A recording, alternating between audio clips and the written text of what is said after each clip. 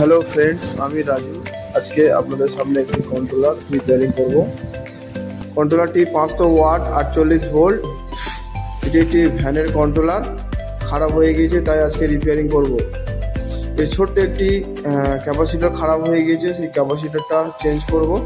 Change করার পরে মোটরের সাথে কানেকশান করব এবং ব্যাটারির সাথে কানেকশান করে দেখব চলছে কি না। দেখতে থাকুন বন্ধুরা।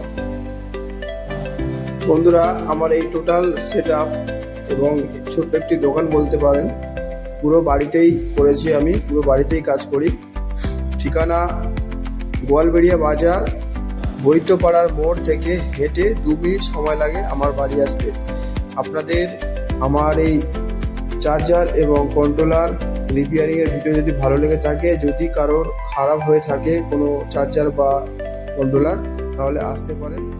ও সঙ্গে সঙ্গে না দিতে পারলে পুরাতন কোনো চার্জার এবং কন্ট্রোলার দিয়ে দেবো আপাতত কাজ চালিয়ে নেওয়ার জন্য। দেখুন বন্ধুরা, কানেকশন করার পরে মোটরটি ঘুরছে।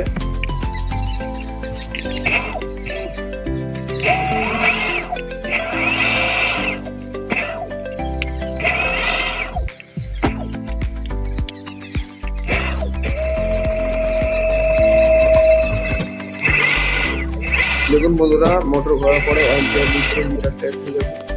অ্যাম্পিয়ার 5 অ্যাম্পিয়ার মোটর নিচ্ছে।